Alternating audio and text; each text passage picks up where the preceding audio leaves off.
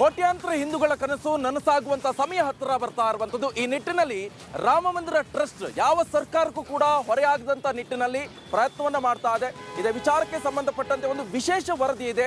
ಯಾವ ರೀತಿ ಪ್ರಯತ್ನವನ್ನ ಮಾಡ್ತಾ ಇದ್ದಾರೆ, ಯಾವ ಸರ್ಕಾರಕ್ಕೂ ಹೊರೆಯಾಗದಂತೆ, ಜನಸಾಮಾನ್ಯರು ಕೂಡ ಹೊರೆಯಾಗದಂತೆ, ಪ್ರವಾಸಿಗರಿಗೂ ಕೂಡ ಅಷ್ಟೇ ಒಂದು ಒಳ್ಳೆ ರೀತಿಯಲ್ಲಿ ವ್ಯವಸ್ಥೆಯನ್ನ ಮಾಡ್ತಾ ಇರುವಂತದ್ದು. ಆ ಬಗ್ಗೆ ಒಂದು ರಿಪೋರ್ಟ್ ಇದೆ, ಬನ್ನಿ ನೋಡ್ಕೊಂಡು ಬರೋಣ.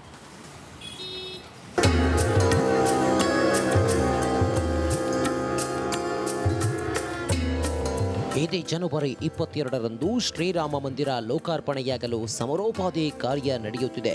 ವಿಶೇಷ ಅಂದರೆ ರಾಮ ಮಂದಿರ ಆತ್ಮನಿರ್ಭರತೆ ಭಾರತ ಕಲ್ಪನೆಯಲ್ಲಿ ನಿರ್ಮಾಣವಾಗ್ತಿದೆ. ಅಯೋಧ್ಯ ನಗರ ಅತ್ಯಂತ ಚಿಕ್ಕ ಪ್ರದೇಶ. ಹೀಗಾಗಿ ಕೇಂದ್ರ ಸರ್ಕಾರ, ಉತ್ತರ ಪ್ರದೇಶ ಸರ್ಕಾರ ಅಲ್ಲದೆ ಸ್ಥಳೀಯ ಆಡಳಿತಕ್ಕೂ ಹೊರೆಯಾಗದಂತೆ ಪ್ಲಾನ್ ಮಾಡಲಾಗಿದೆ.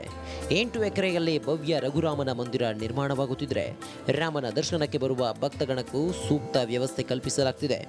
ನೀವೇನು ಗಮನಿಸ್ತಾ ಇದ್ದೀರಿ, ರಾಮ ಮಂದಿರ 8.64 ಎಕರೆಯಲ್ಲಿ ಈ ಮಂದಿರ ನಿರ್ಮಾಣ ಕಾರ್ಯ ನಡೀತಿದ್ರು ಕೂಡ ಮಂದಿರಕ್ಕೆ ಸಂಬಂಧಪಟ್ಟ ಅನೇಕ ಚಟುವಟಿಕೆಗಳು ಸರಿಸುಮಾರು 20ಕ್ಕೂ ಅಧಿಕ ಎಕರೆ ಪ್ರದೇಶದಲ್ಲಿ ಮಾಡಲಾಗ್ತಾ ಇರೋದು.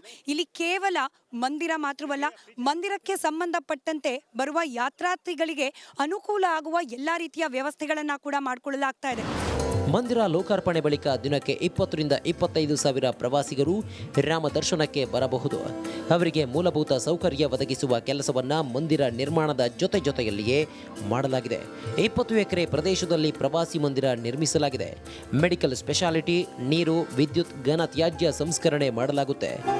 ಈ ಭವ್ಯವಾದ ರಾಮ ಮಂದಿರದ ಕಟ್ಟಡವನ್ನು ಹೊರತುಪಡಿಸಿ ಇದಕ್ಕೆ ಅಗತ್ಯವಾಗುವ ವಿದ್ಯುತ್, ಹಾಗೆ ಇದಕ್ಕೆ ಅಗತ್ಯವಾಗುವ ನೀರು, ಹಾಗೆ ಇದಕ್ಕೆ ಬರುವ ಪ್ರವಾಸಿಗರಿಂದ ಉತ್ಪತ್ತಿಯಾಗುವ ತ್ಯಾಜ್ಯ, ಇದನ್ನು ಇಲ್ಲೇ ಸಂಸ್ಕರಣಾ ಮಾಡಲಿಕ್ಕೆ ಬೇಕಾದ ವ್ಯವಸ್ಥೆಗಳನ್ನು ಕೂಡ ಇದೆ ಟೆಂಪಲ್ ಕಾಂಪ್ಲೆಕ್ಸ್ನಲ್ಲಿ ಮಾಡಿಕೊಳ್ಳಲಾಗ್ತಾ ಇದೆ.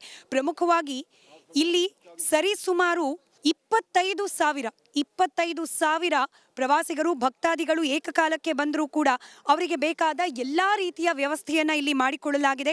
ಪಿಲ್ಗ್ರಿಮೇಜ್ ಫೆಸಿಲಿಟಿ ಸೆಂಟರ್ ಪ್ರಯಾಣಿಕರಿಗೆ ಹಾಗೆ ಭಕ್ತರಿಗೆ ಬೇಕಾದ ಎಲ್ಲ ಮಾಹಿತಿ ಜೊತೆಗೆ ಅನುಕೂಲಕ್ಕೆ ತಕ್ಕಂತಹ ವ್ಯವಸ್ಥೆಗಳನ್ನು ಕೂಡ, ಅದರ ಬಗ್ಗೆ ಮಾಹಿತಿಯನ್ನು ಕೂಡ ಆ PFCಯಲ್ಲಿ ಪಡ್ಕೊಳ್ಬಹುದಾಗಿದೆ. ಇದರ ಜೊತೆಗೆ ಬರುವ ಭಕ್ತಾದಿಗಳಿಗೆ ಆರೋಗ್ಯ ಸಂಬಂಧಿ ಏನಾದರೂ ಸಮಸ್ಯೆ ಆದರೆ ತಕ್ಷಣಕ್ಕೆ ಅವರಿಗೆ ಚಿಕಿತ್ಸೆ ಲಭ್ಯವಾಗಬೇಕು ಅನ್ನೋ ಕಾರಣಕ್ಕೆ ಇದೇ ಜಾಗ ನೀವೇನು ಗಮನಿಸ್ತಾ ಇದ್ದೀರಿ, ಇಲ್ಲೇ ನಿರ್ಮಾಣವಾಗುವ PFC ಬಳಿಯಲ್ಲೇ ಒಂದು ಪ್ರಾಥಮಿಕ ಆರೋಗ್ಯ ತಪಾಸಣಾ ಕೇಂದ್ರವನ್ನ ಕೂಡ ನಿರ್ಮಾಣ ಮಾಡಲಾಗುತ್ತೆ. ಇದಿಷ್ಟೇ ಅಲ್ಲದೆ ದಿವ್ಯಾಂಗರು, ವಿಕಲಾಂಗ ಚೇತನರು, ವೃದ್ಧರಿಗೆ ಲಿಫ್ಟ್ ಮತ್ತು ರ್ಯಾಂಪ್ ವ್ಯವಸ್ಥೆ ಮಾಡುತ್ತಿದೆ.